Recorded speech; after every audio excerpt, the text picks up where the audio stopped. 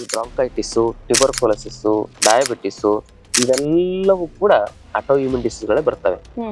ನೆಗ್ಗಿಲ ಮುಳ್ಳು ಒಂದು 100 ಗ್ರಾಮು, ಆಮೇಲೆ ಅಮೃತ ಬಳ್ಳಿ ಒಂದು 100 ಗ್ರಾಮು, ನೆಲನೆಲ್ಲಿ ಒಂದು 100 ಗ್ರಾಮ್. ಇವೆಲ್ಲವನ್ನು 4 ಚೂರ್ಣ ಮಾಡಿ ಇಟ್ಕೊಂಡು ಅದನ್ನ ಬೆಳಗ್ಗೆ ಸಂಜೆ 1 ಚಮಚದಷ್ಟು ತೆಗೆದುಕೊಳ್ಬೇಕು. ಈ ತರ ಮಾಡೋದ್ರಿಂದ ಇಮ್ಯುನಿಟಿ ಮತ್ತೆ ಬೂಸ್ಟ್ ಆಗುತ್ತೆ. ಈ ಆಟೋ ಇಮ್ಯೂನ್ ಕಾಯಿಲೆ ಅಂತ ನಾವು ಹೇಳ್ತೀವಿ. ಈ ಆಟೋ ಇಮ್ಯೂನ್ ಕಾಯಿಲೆಗಳು ಬಂದಾಗ ಏನೆಲ್ಲ ಮನೆಮದ್ದುಗಳನ್ನ ಮಾಡ್ಕೋಬಹುದು? ಆಟೋ ಇಮ್ಯೂನ್ ಕಾಯಿಲೆ ಅಂದ್ರೆ ಏನಂದ್ರೆ ನಮ್ಮ ಶರೀರದ ಇಮ್ಯುನಿಟಿ ಅಂತ ಇರುತ್ತೆ. ಅದರಲ್ಲಿ ಕೆಲವೊಂದಿಷ್ಟು ಸೆಲ್ಸ್ ಗಳನ್ನ ನಿಮ್ಗೆ ಹೇಳ್ತೇನೆ. ಇಮ್ಯೂನ್ ಸೆಲ್ಸ್ ಗಳಂತ ಇರ್ತವೆ. ಡೆಂಡ್ರೈಟಿಕ್ ಸೆಲ್ಸು, ಮೋನೋಸೈಟ್ಸು, ಲಿಂಫೋಸೈಟ್ಸು, ಯುಸಿನೋಫಿಲ್ಸು, ಬೇಸೋಫಿಲ್ಸು ಹೀಗೆಲ್ಲ ಇಮ್ಯೂನ್ ಸೆಲ್ಸ್ಗಳು ವಿಭಿನ್ನ ಪ್ರಕಾರದ ಇಮ್ಯೂನ್ ಸೆಲ್ಸ್ಗಳಂತ ಇರ್ತವೆ. ಪ್ರತಿರಕ್ಷಕ ಜೀವಕೋಶಗಳು ಅಂತ ನಾವು ಕರಿಬಹುದು. ಅವುಗಳೇನ್ ಮಾಡ್ತಾವಂದ್ರೆ ನಮ್ಮ ವಿರುದ್ಧನೇ ಕೆಲಸ ಮಾಡಕ್ ಶುರು ಮಾಡ್ತವೆ. ಅದರಲ್ಲಿ ಈ ಬ್ರಾಂಕೈಟಿಸು, ಟ್ಯೂಬರ್ಕುಲೋಸಿಸ್, ಡಯಾಬಿಟಿಸು, ಆಮೇಲೆ ಮತ್ತೆ ವೈಟ್ ಪ್ಯಾಚಸ್, ಸೋರಿಯಾಸಿಸ್, ಕೆಲವೊಂದಿಷ್ಟು ಹೃದಯದ ಸಂಬಂಧಿ ಸಮಸ್ಯೆಗಳು, ಆಮೇಲೆ ಬ್ರೈನ್ ಹೆಮರೇಜು, ಆಲ್ಝೈಮರ್ ಅಂತಕ್ಕಂಥ ಡಿಸೀಸು, ಪಾರ್ಕಿನ್ಸನ್ ಇವೆಲ್ಲವೂ ಕೂಡ ಆಟೋ ಇಮ್ಯೂನ್ ಡಿಸೀಸ್ಗಳೇ ಬರ್ತವೆ.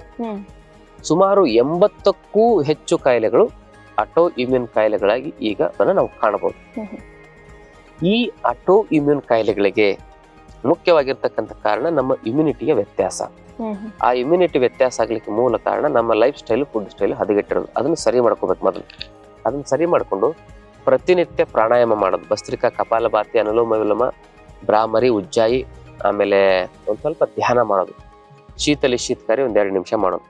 ಈ ರೀತಿ ಪ್ರಾಣಾಯಾಮ ಮಾಡಿ ಪ್ರತಿನಿತ್ಯ ನೀವು ಸ್ವಚ್ಛವಾದ ಆಹಾರವನ್ನ ಸೇವನೆ ಮಾಡೋದನ್ನ ಪರಿವರ್ತನೆ ಮಾಡಿಕೊಂಡು ಜಂಕ್ ಫುಡ್, ಫಾಸ್ಟ್ ಫುಡ್ ಗಳನ್ನ ಬಿಟ್ರೆ ಈ ಸಮಸ್ಯೆ ಬರೋದಿಲ್ಲ. ಯಾಕಂದ್ರೆ ಇಮ್ಯುನಿಟಿಯನ್ನು ಮತ್ತೆ ರೀಸೈಕಲ್ ಮಾಡೋದಂದ್ರೆ ಬಹಳ ಕಷ್ಟ ಆಗುತ್ತೆ. ಅದಕ್ಕೆ ಸ್ವಲ್ಪ ಟೈಮ್ ಹಿಡಿತದೆ. ಆವಾಗ ಈ ಇಮ್ಯುನಿಟಿಯನ್ನು ಬ್ಯಾಲೆನ್ಸ್ ಮಾಡ್ಬೋದು. Food balance, life style balance ಮಾಡೋದ್ರಿಂದ. ಮತ್ತೆ ಈಗಾಗಲೇ ಬಂದ್ಬಿಟ್ಟಿದೆ ಇದಕ್ಕೆ ಮನೆ ಮದ್ದು ಏನು ಅಂತ ಹೇಳಿದ್ರೆ ಮುಖ್ಯವಾಗಿ ಈ ನೆಗ್ಗಿಲ ಮುಳ್ಳು ಅಂತ ಸಿಗ್ತದೆ. ನೆಗ್ಗಿಲ ಮುಳ್ಳು ಒಂದು 100 ಗ್ರಾಮು, ಆಮೇಲೆ ಅಮೃತ ಬಳ್ಳಿ ಒಂದು 100 ಗ್ರಾಮು, ನೆಲನೆಲ್ಲಿ ಒಂದು 100 ಗ್ರಾಮ್. ನೆಗ್ಗಿಲ ಮುಳ್ಳು, ಅಮೃತ ಬಳ್ಳಿ, ನೆಲನೆಲ್ಲಿ. ಆಮೇಲೆ ಇದರಲ್ಲಿ ಭೂಮಿ ಆಮ್ಲ ಅಂತ ಹೇಳ್ತಾರೆ, ಅದು ನೆಲನೆಲ್ಲಿ ಅಂದ್ರೆ ಅದೇ. ಆಮೇಲೆ ನೆಲ್ಲಿಕಾಯಿ ಪೌಡ್ರು 4ನೇದ್ದು. ಈ 4 ಪದಾರ್ಥಗಳನ್ನ ಏನ್ ಮಾಡ್ಬೇಕಂದ್ರೆ ನೆರಳಲ್ಲಿ ಒಣಗಿಸಿ ಪುಡಿ ಮಾಡ್ಬೇಕು. ವಿಟಮಿನ್ ಸಿ ಕೊರತೆನೆ ಆಟೋ ಇಮ್ಯೂನ್ ಡಿಸೀಸ್ ಮುಖ್ಯವಾಗಿ ಹೆಚ್ಚು ಕಾರಣ ಇರ್ತದೆ.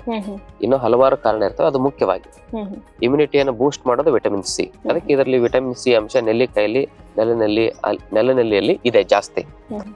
ಇವೆಲ್ಲವನ್ನು 4 ಚೂರ್ಣ ಮಾಡಿ ಇಟ್ಕೊಂಡು ಅದನ್ನ ಬೆಳಗ್ಗೆ ಸಂಜೆ ಏನ್ ಮಾಡ್ಬೇಕಂದ್ರೆ 1 ಚಮಚದಷ್ಟು ತೆಗೆದುಕೊಳ್ಬೇಕು ಖಾಲಿ ಹೊಟ್ಟೆಯಲ್ಲಿ.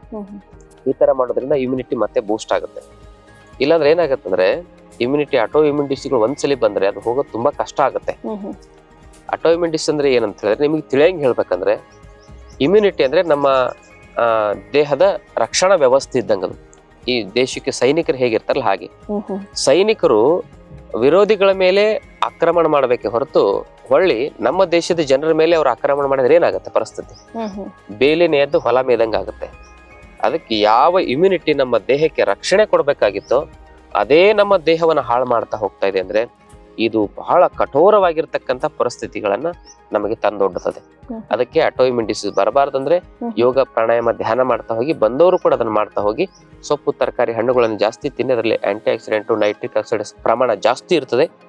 ಅದ್ರ ಜೊತೆಗೆ ಕಷಾಯಗಳನ್ನ ಸೇವನೆ ಮಾಡ್ತಾ ಹೋಗಿ, ಆಮೇಲೆ ಈ ಮನೆ ಮದ್ದನ್ನು ಮಾಡ್ತಾ ಹೋಗಿ ಆಟೋ ಇಮ್ಯೂನ್ ಡಿಸೀಸ್ಗೆ ತಾವು ಪರಿಹಾರವನ್ನು ಕಂಡುಕೊಳ್ಬಹುದು. ಇನ್ನಷ್ಟು ಆಯುರ್ವೇದ ಮತ್ತು ಯೋಗ ಚಿಕಿತ್ಸೆ ಟಿಪ್ಸ್ಗಾಗಿ Vaidyashri health tips channel subscribe ಮಾಡಿ. ಹಾಗೆ ಫೇಸ್ಬುಕ್, ಇನ್ಸ್ಟಾಗ್ರಾಂನಲ್ಲಿ ಫಾಲೋ ಮಾಡಿ.